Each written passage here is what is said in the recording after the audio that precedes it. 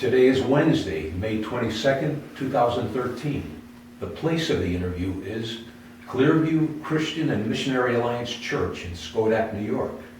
The name of the person being interviewed is Mr. Harold Williams, also known as Corn Willie. His birth date was January 23rd, 1923, born in Valatia, New York. The people attending the interview are Mr. Ralph Hopkins, camera and recording operator, Pastor Nick Becker, and interviewer Louis Ferri. All are members of the Clearview Church.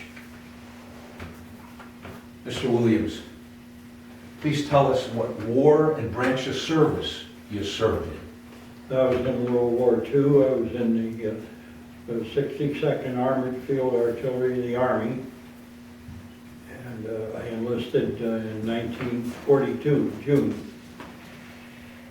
What was your rank I was a technician, 5th grade. and where did you serve? Well, we started in Africa. We made the D-Day landings at Oran, and then after Africa, we went to Sicily. We made the D-Day landings at Licata, Sicily. And from there, we thought we were going to Italy, but they sent us up to England. And from there, we took our training for the Normandy landings. Thank you. Where were you living at the time that you enlisted?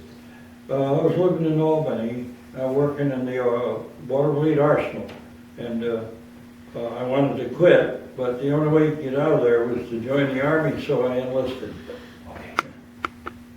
Why did you pick the service branch that you did? Well, I really don't know why I picked it, but I guess it just happened that way. I joined the Army. Do you recall your first days in the service? Oh yeah, we went to Fort Dix, New Jersey for our basic, and we were there just a few days, and they shipped us to Fort Knox, Kentucky, where I took the training in the armored infantry.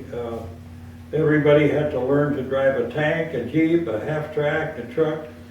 That was one of the jobs they gave us. And then I was in what they call a key operator.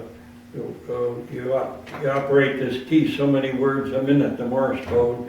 And I guess about 20 of us qualified were at the end of the training, and and they sent us off, and Jackson and I were buddies, and we thought that we were partying, but I was sent down to Camp Campbellsville, Kentucky, and come to find out he was there too. So, and that could go on throughout. We were separated and joined back together several times during the war.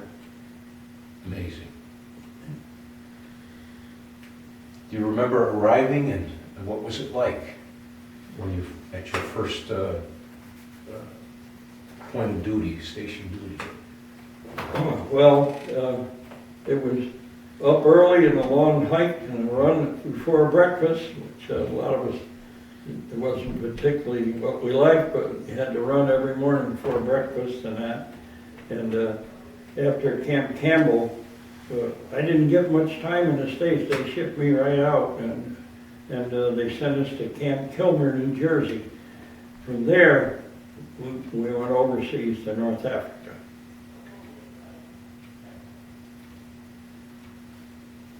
Tell me a couple of your most memorable experiences. Well, when we got to Africa, Jackson and I, a buddy and I that were still together from Fort Knox, Kentucky, they put us in a Jeep and they took us up to Cashman Pass, which all the veterans that are here tonight will know what Cashman Pass was. It was a death trap, and Jackson and I, they put us in the same outfit. They dropped us off in a Jeep, and we didn't know where to go, so we asked a fellow, where do we go? And he says, well, he says, I'll tell you, he says, you have to see the lieutenant. And just about that time, we got our first taste of war, the strafing started. The Jerrys were pretty well command at that time up near Catherine Pass, and I'll always remember something. The guy said, "Come on, kid, we better go," because I didn't have a foxhole, and I jumped in his. And I tell you, I was one scared kid, so he informed me after it was all over that the next time I better have my own foxhole, because I wasn't going to get in his. So I always remembered that. Were you awarded any medals or citations? We received a Presidential Unit citation and the European and good conduct with somebody. And what else? I got 4 or 5 at home. I can't even remember what they're. One was the Free French Force commendation they gave us because we linked up with the French forces in the interior. How did you stay in touch with your family?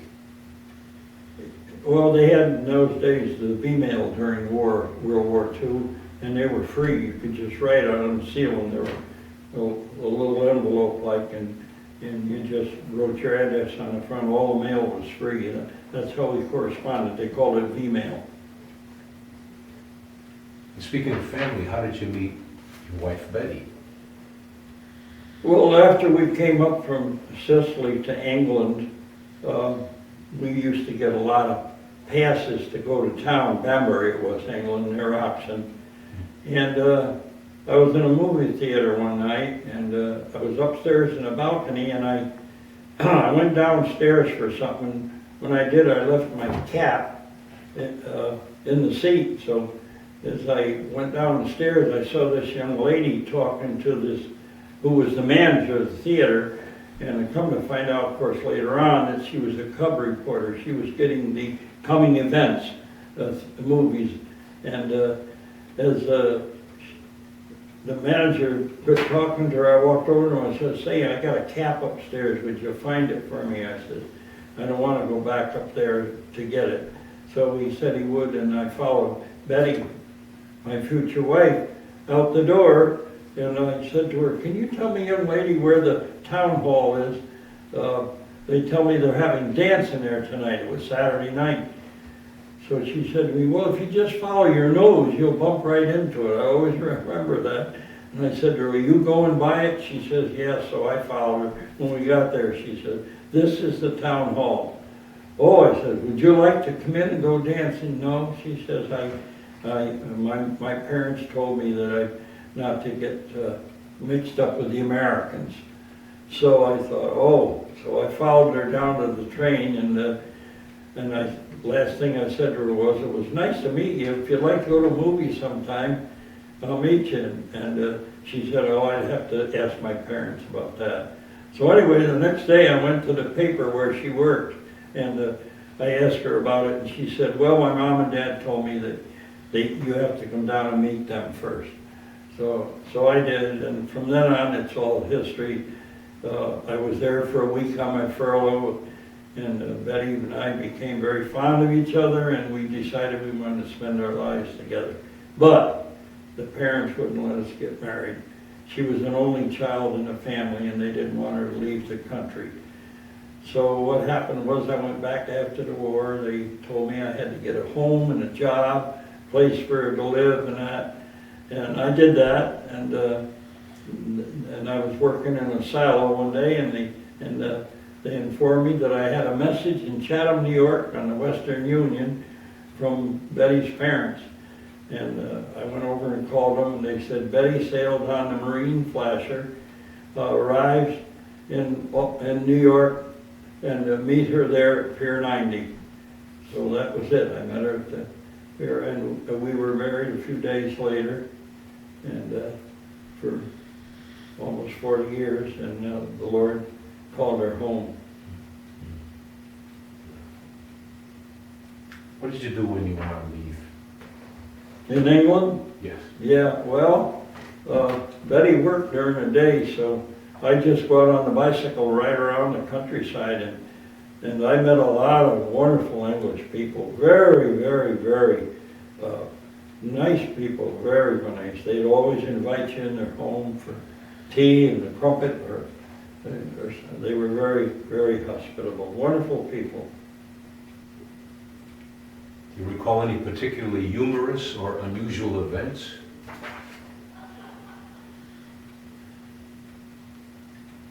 Well, there's a lot of things took place that you might call them humorous, but we had a fellow that up at McNasty that he was really a rough character, but he was a good soldier, and we were getting hit pretty hard with the German 88, which was their biggest gun, and he jumped in a foxhole and we could hear him hollering, "No matter if you just get me out of here, I promise I'll be better."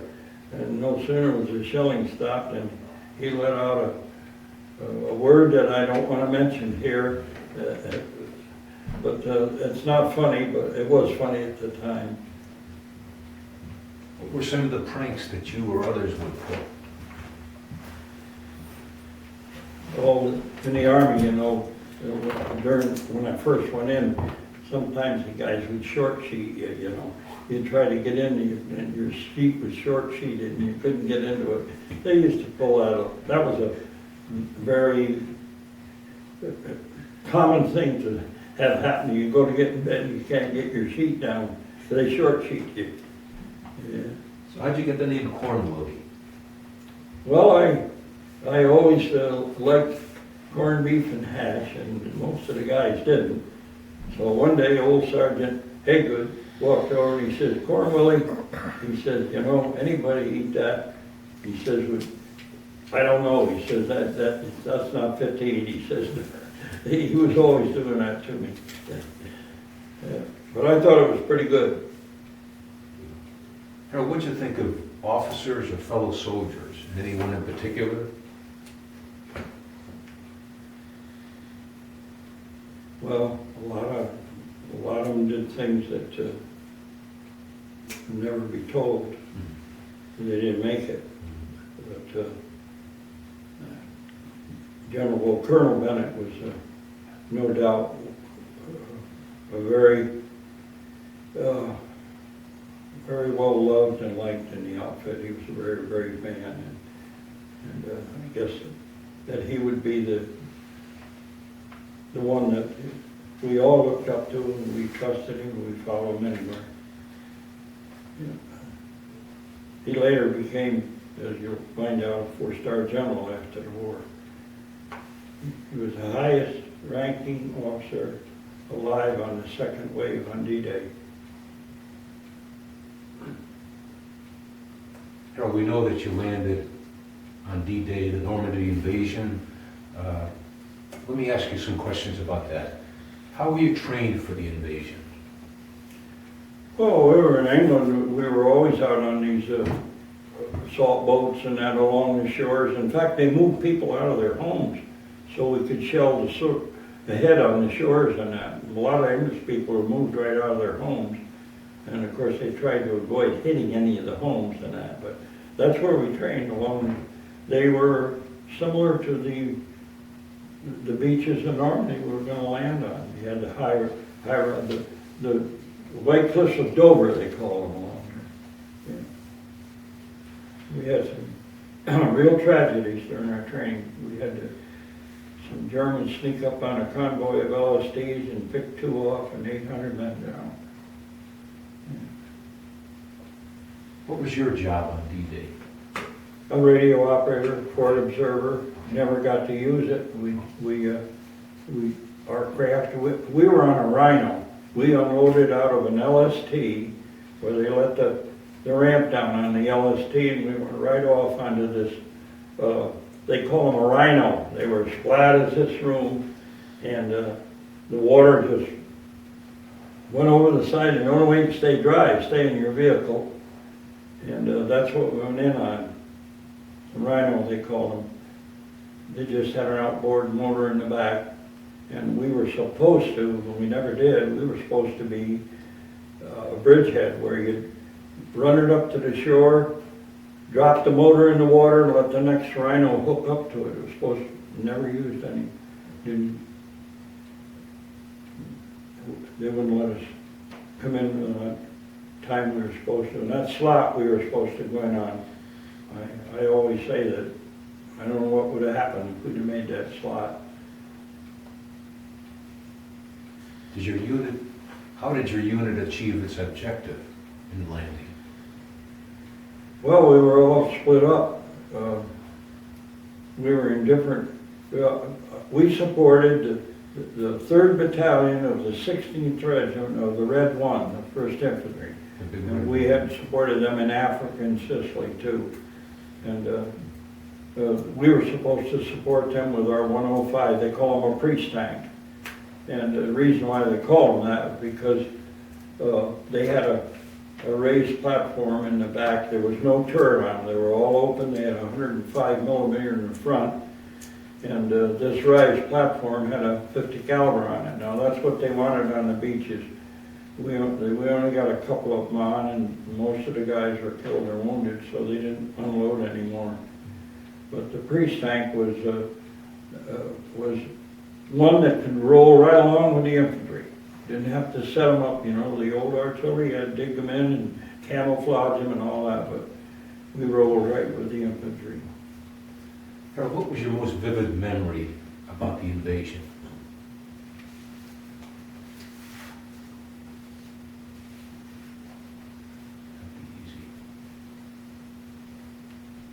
I guess we were going in, they were floating all over in the water and couldn't even stop and pick them up. We were told to keep moving. You know, that was very upsetting to everybody. That was a memory you'll never forget. Harold, you went through Europe, liberating countries as you went. Yeah. You got to Germany and you had an experience with a concentration camp. Could you tell us about that? Well, as we were going up the road, we were spearheading actually, and the column stopped, and Colonel Bennett, of course, was at the head of it, and there was a cottage there, a house, and as they stopped, they noticed that people were peering out the window at them. So this man came out and he walked up to Colonel Bennett and he says, "Sir," he says, "are you Americans?" And Colonel Bennett looked at him, he says, "Yes, we sure are." He says, "Are you here to stay?" And Colonel Bennett says, we sure are, and the whole army of the United States is right behind us." And the guy said, "Well, wait a minute, I want to bring somebody out." So I wasn't close enough to see when they first opened the door, and the young couple came out, and they had 2 children. And this man that had talked to them introduced them and said, "These are Jewish people, and these 2 children are theirs. And this little girl has never seen the outside. We hid them up in the garret." And he said, "That's why they're afraid of you soldiers. They were afraid of the Germans and that." So anyway, guys started digging into their pockets and pulling out gum and chocolate and sea rations, whatever, and gave the people and that. And afterwards we proceeded on, and as we went by this camp, we noticed that the fences were knocked down, and we were finding out some of our own M7s were knocking them down to let the Jewish people out, you know.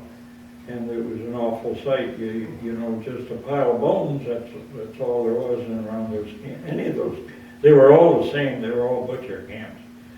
And as we went onto the village, this burgomaster, they call him, like a mayor, comes out and he goes up to our colonel and he says, "Colonel," he says, "these people are walking all around here," he says, "they're scaring my people," he says, "stop these people." And of course, Colonel Bennett was very upset, and he grabbed his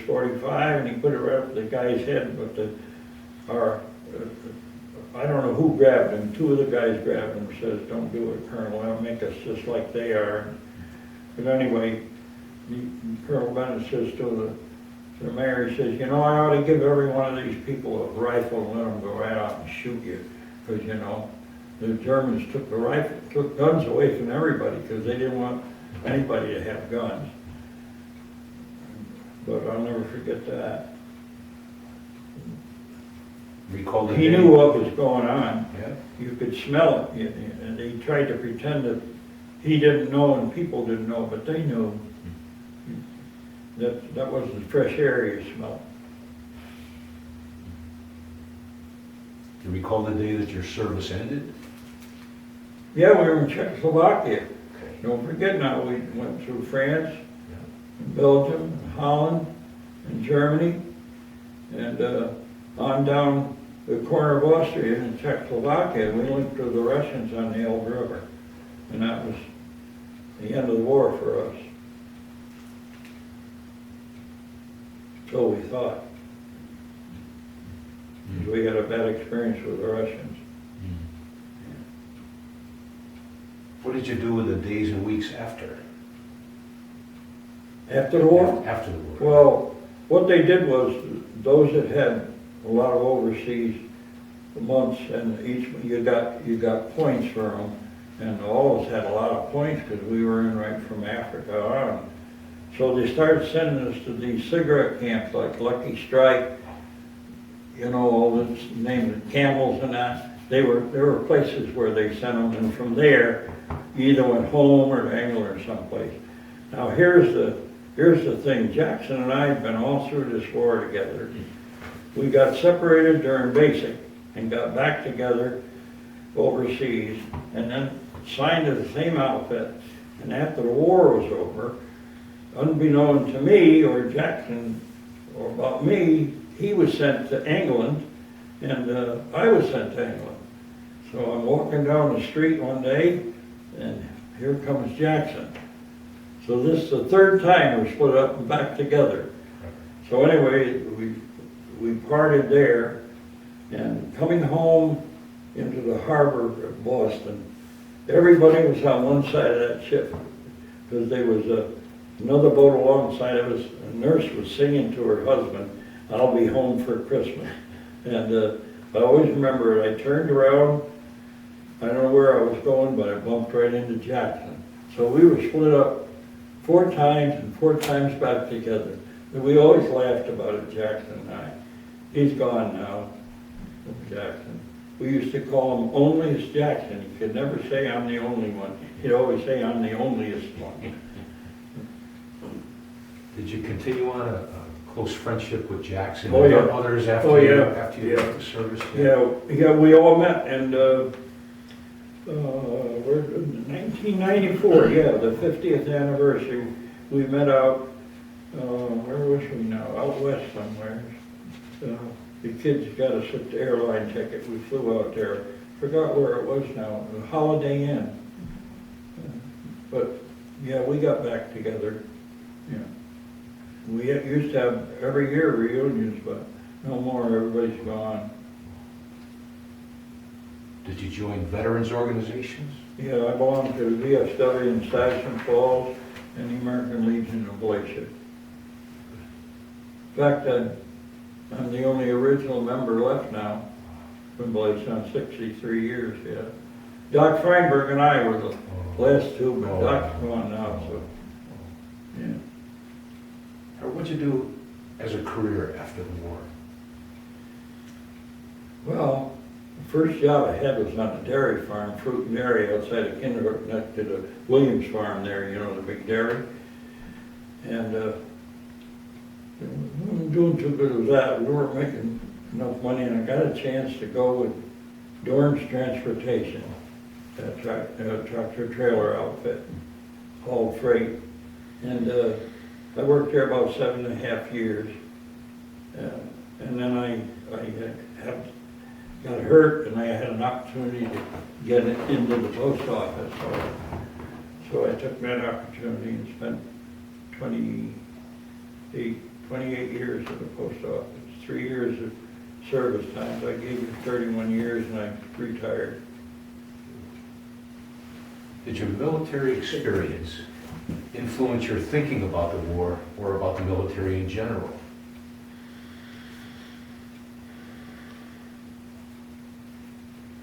Oh. I really, I don't know.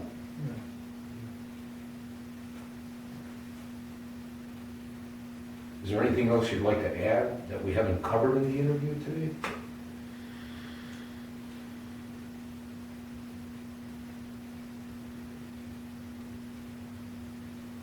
Well, I thought some at times I would like to go back to Omaha Beach to visit the graves of the fellows that was in our outfit that lost their lives. You know, one thing I didn't mention was that on D-Day, when we finally got on the beach and took off, we went up this narrow, there was only a few of them along there where you could drive a vehicle up. And right at the top is a sign that says Colville-sur-Mer. And the land is as flat as you can see in your eye ahead. And that's where 9,700 are buried, right off that. And that's where we went up on D-Day, right, the Colville-sur-Mer sign. And that's where the cemetery is. Point du Hoc and that. Bill Warden from Chatham, New York, he was in the Rangers. And they helped take Point du Hoc that day.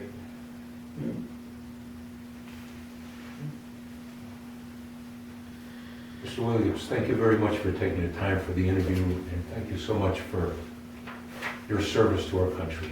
Well, You're part of the greatest generation, as Tom Brokaw would say. well, it's only by God's grace that I'm sitting here to do this, because even though I was not a Christian, even though I didn't give much thought of God, only when you got in trouble, the Lord must have had a plan for me, because He spared my life that day, and now I have only a desire to serve Him.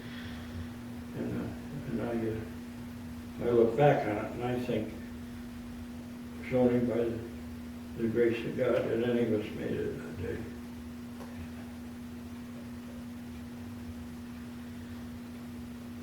I'm sure no one would want to see the sight.